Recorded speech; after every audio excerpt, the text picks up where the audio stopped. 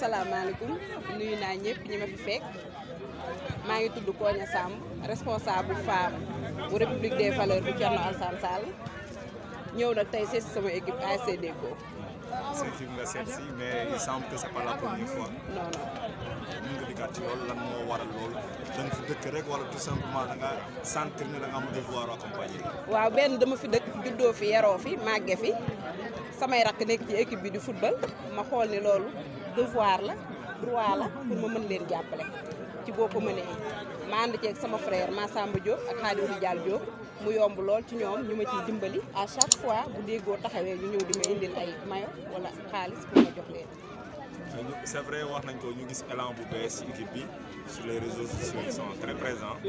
comme sur la République des Valeurs est-ce que du seeni valeur moo tax daje wala nu mu demee noonu. waaw xam nga ñun ci valeur rek la ñuy dox Thierno Alassane Sall ku ko dégg xam ne ci valeur lay dox doxul ci ñàkk fayda doxul ci caaxaan ñun tamit li suñu mentor di def rek la ñuy def ci valeur yooyu la ñuy dox loolu la ñuy ñaan réew mi fekk suñu ci ñu dox ci ànd ak moom am Sénégal bu bees surtout ça. sa kàddu day am solo surtout ñuy dem ci final souvent dañuy wax ne final fête la mais on sait qu'actuellement ci nawetaan yu bëri na violence bu commencé juddu je pense que c'est le moment pour ñu mel ne yow ñu jaar ci lancer message. waaw ñun bëgguñu xuloo bëgguñu xeex danoo bëgg a dóor dem ñibbi taax ko loolu dëkk ragaluñu loolu ñëpp xam nañ ko fair play nag waaw bëgguñu xeex bëgguñu xuloo bëgguñu histoire ndax ci feet lañ jëm que le meilleur gagne loolu rek lañ soxla. Bon, c'est ça, Alassane Gueye, poste de la CECAF. coach ñu war a final yéen ak Renaissance avant ñu siy ñëw lan ngay jàngatee sa final de la saison à mi-parcours. waaw comme ni ñu koy waxee rek parce que débuté nañu championnat bi parce que avant tout ba nga wax final ak demi-finale li am solo mooy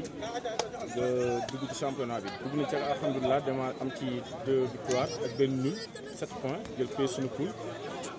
donc noonu lañ démarré saison bi après ñu quart de finale demi-finale gagné ko par tirage bi ba tey ñu ngi ci final bi ñu di ko préparé di am yaakaar ni li ñu liggéey gëm na bu ñu demee incha allah yàlla mën nañu ko may ndam. nan nga tàggatee say joueurs pour jëm si li nga xam ne moo di final bi ak Renaissance. waaw surtout fi ñu moment bi ñu toll moom mënatuñu wax physique li ma la wax mooy tactique technique ak surtout côté mental loolu lañ gën a insister quoi parce que ay xale lañu presque pratiquement boo xoolee effectif bi li ci ëpp ay cadets yu monté lañu donc moo tax ci côté mental bi li ñu gën a liggéey fi mu toll nii pour wàcc leen pression tuuti quoi parce que ñu ci bari seen premier final moo nekk nii quoi. mais si état d'esprit équipe bi nan nga jàngatee say joueurs. waaw ça va alhamdulilah vraiment xale yi moom macha allah quoi ñooy ànd ñoom ñëpp presque boo xoolee ñooy nekkandoo chaque jour bu ñuy entraînement aussi dañuy joxe maanaam dañuy adhésion dina am quoi parce que li am solo rek mooy entraînement course bi même tactique loo mën a indi thème boo mënti indi te jour yi tamit adhéré wuñu wala indiwuñu li seen bëgg-bëgg du am sens xale yi daal vraiment ñu am nañ comportement ba am nañ yaakaar daal parce que sur le plan mental discipline lépp wax dëgg yàlla macha allah quoi. waaw suñu objectif yàlla dafa def kii suma rakk la man moo ñoo bokk liggéey bi donc mën naa ne pratiquement lu cëpp sax moom liggéey bi moom lu cëpp moo koy def parce que ñoo nekk benn académie di am lu ñuy def mais mën naa ne li mu liggéey du pour ay financement donc dafa bokk ci suñu yoon nag parce que boo nekkee ci yoon doo xeeb dara suñu objectif dëgg daal bëgg nañ daal di sotti loolu ci départemental yi parce que ci loolu lañ gën a liggéey parce que ci début bi loolu ñu design loolu lañu waxtaane woon ni objectif bi financement ci la bokk parce que wax ci yoon bi mais li gën a soxal mooy départemental ak régional bi. pourquoi pas parce que am nañ qualité jour bi am na fi parce que ay xale yu jeunes lañu am nañ envie de démontrer quelque chose parce que mooy li may wax rek xale yi prouvé guñ dara moo tax ñoom envie prouvé donc ñun suñu dañuy def suñu kënd la kattan jàppale leen ci loolu rek dañu mën a àggal suñu yéene quoi. man fi laa def sama carrière bépp pratiquement bon actuellement bii mooy sama premier final en tant que coach mais en tant que joueur gagné naa fi ay trophées waaw bii mooy sama en final naa en cadet en 2016 bon bii mooy sama premier final man ak sama frère Sega Diagne en senior di ñaan yàlla may ñu ci ndam. nga xam ne moo di préparation bi pour jëm si final bi. bon par rapport ak final bi tout ce qui est préparation ñu ngi ci depuis ñu gagné suñu demi-finale ba léegi nekk ci benn final bi bon boo xoolee parcours bi ñu def sànq Sega wax na ko ñu que ni joué nañ boobu ba léegi yàlla ñuy dimbali bon amaguñu défaite def nañ 3 matchs pour 2 victoires benn nul def quart de finale gagné demi-finale gagné ba suñu finale bi depuis ñu joué le lendemain ñu joué demi-finale ba léegi ñu ci préparation nan la ñuy entamé suñu finale contre ASC Renaissance. ñoo gisee seen liggéey yee ñaar yàgg waaw waaw jàll na parce que wax na ko sànq rek man 2016 moom moo yoroon Cadet Taax Kaw ma nekkoon ci wetam ñu yàlla dimbali ñu dem final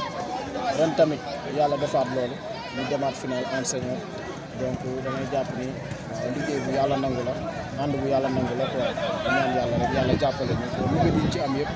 yàlla sottil ko ñu gagné final bi aussi comme li mu wax sànq rek li ci des muy départemental ak ay régional parce que mooy suñu objectif ñun parce que dañu bëgg a nekk ci les équipes top yi nga xam ñoo nekk ci kaw dañ ci bëgg a bokk équipe yi nga xam moom la ñu cité fii ci Thiès ñu nekkoon ci démb dañu bëgg loolu ñëwaat ak Taax Kaw quoi. lan ngay wax tey waa Taax Kaw. waaw di leen wax rek que ni ñoom bon ñu serein xam ni tamit seeni doom dinañ takku taxaw le jour ji taxaw défendre couleur quartier bi di leen woo ñoom ñëpp ñu def une très forte mobilisation ñu jàppale équipe bi incha allah le soir du 30 novembre ñu am victoire éclatante ci kaw ASC Renaissance. discipline bi baax na parce que ñu ngi entraîné normalement di def li ñu war a def quoi li ci des ñu bàyyi ko ci loxo yàlla quoi. Sada depuis daaw nga nekk capitaine c'est vrai que ni demagu leen final bii di sa première finale est-ce que amul benn pression supplémentaire boo xam ne tegu na sa kaw. non amul pression ci ñun parce que ñun yàgg nañu football quoi malgré ay xale lañ mais yàgg nañu jouer peut-être que dañoo yéex a dem final ak yooyu noonu quoi mais pression amuñu ko quoi franchement amuñu pression ci match bi quoi. noo gisee liggéeyu coach yi. waaw coach yi moom ñu ngi liggéey normalement di travail bu baax waaw coach yi tamit respecté joueurs yi respecté coach yi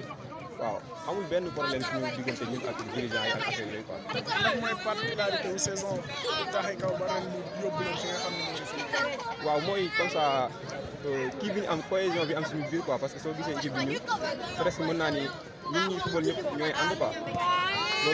loolu mooy suñu force quoi parce que ñun ñooy nekkandoo ñooy naanandoo ataay ñooy waxtaanandoo ñooy defandoo lépp waaw loolu mooy suñu force quoi moo tax ren équipe bi demee nii quoi performance bi demee nii. est-ce que joueurs yi ñu ngi si condition yu baax vu que ni des fois joueurs yi xaw ko nëbbu côté financier rek yooyu mais est-ce que équipe bi mu ngi teg joueurs yi si condition yu baax. waaw xam nga nawetaan moom dafa doy waar waaw côté boobu moom loolu mënul ñàkk quoi mais dirigeants yi ñu ngi def lu ñu mën quoi ñu ngi def maximum waaw ñun tamit ñu ngi gérer di jàpp ci équipe bi xam nga rek noonu la mën a demee quoi. lan mooy objectif Sada en tant que capitaine u Taax. objectif bu Sada en tant que capitaine mooy jël final départemental ak régional instant bii ñun foofu lañ teg suñu bët quoi mais ay zonal yi suñu kanam la nekk quoi mais ñun objectif bi même dirigeants yi discours yi ñuy def sax loolu la ñuy wax waaw ñun départemental ak régional mooy objectif équipe bi quoi. en tant que capitaine lan moo ngay wax population bu Taax Kaw. waaw di wax waa Taax Kaw ñu génn jàppale seen i doom jàppale seen i rax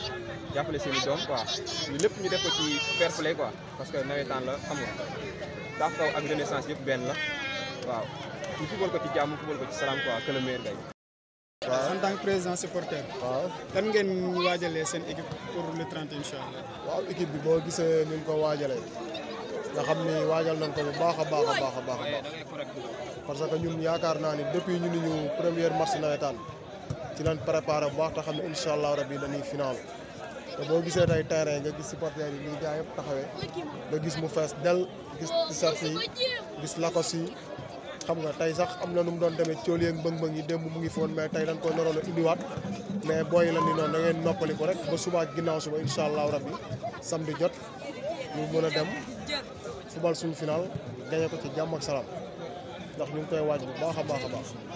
lan ngay wax li nga xamante ni moo di say joueurs yi nga xam ne ñooy joué Taax Kaw. waaw sama joueurs yi boo leen gisee nii nga xam ne ñu ngi ci état bu bien joueurs yi nee naa leen affaire bi ndànk-ndànk la rek discipline yaru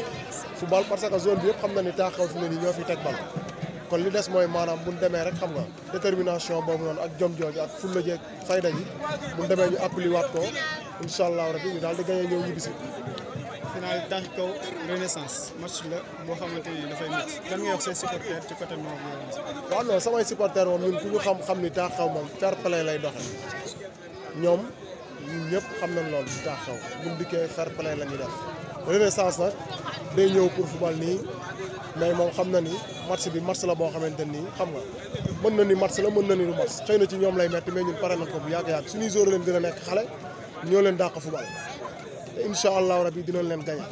supporters yi nag tam aussi dinañ mobiliser wu bu baax a baax a baax 17h dinañu fekk stade Renaissance moom leen leer di 18h bu ndikkee du am place 17h dinañ ñëw feesal stade bi supporter gagné ko ñibbi.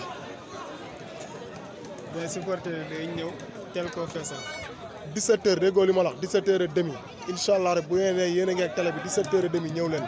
di ngeen ñu ko fekk di ngeen fekk ñu fees dellu foofu encombré ñaari tribune yëpp bu soobee yàlla. man la Néné Gueye président ASC Taaxi Kaw donc finaliste zonal 2019 donc ñuy kontaan tey jii lool di dalal leen suñu entraînement di leen wax dal leen jàmm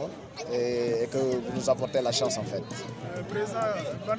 avant ñuy dem si seen final ban bilan nga ñuy tirer si seen mi-saison côté organisation mais aussi côté financier. Côté organisation nous sommes satisfaits en fait parce que soo xoolee bu ñu defee d'abord bilan technique on a fait 3 matchs en match de poule donc nous sommes sortis premier de notre poule avec 7 points après ñu def quart de finale yàlla def ñu gagné ko par tir au but def demi-finale gagné ko par tir au but donc c'est un bilan très satisfaisant. boobu ba léegi tamit ñu ngi travailler ñun ñëpp en symbiose que ce soit le côté technique côté financier côté administratif ci lépp daal ñu ngi ciy sant yàlla bu baax parce que boo xoolee fii ñu agsi nii c'est le fruit d'un long travail en fait commun ci quartier bi yëpp nag jàpp ci parce que bu ngeen xoolee entraînement bu mel ni yombul mel ni tey jii ñu naan équipe nationale mooy entraîné donc lii tey jii moo ñu apporté xale yu ndaw yi mag yi suñu lépp tout âge ngay gis tey jii di naan de 7 à 17 ans ñëpp nekk fi loolu tey jii moo ñu apporté lii ba ñu mën a àgg final et nous espérons que lii tamit dinañu permettre ñu gagner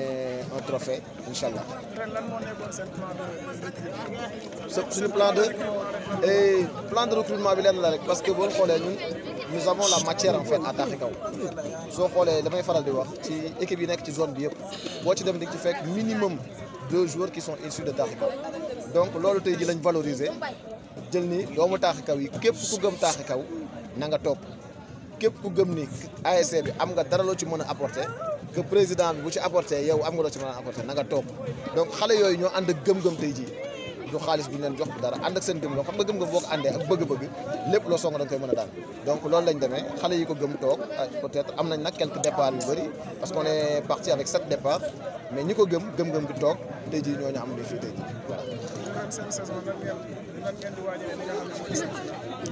pardon seen final nan ngeen ko waajalee. final bi waaw nii lañ koy waajalee ah nii lañ koy waajalee comme ni ñu waajalee match yi parce que boo xoolee Taaxi Kaw match bi yëpp c'est des finales suñu premier match nous l'avons joué en derby contre Kër Maam El Hadj yàlla defal ñu ci ndam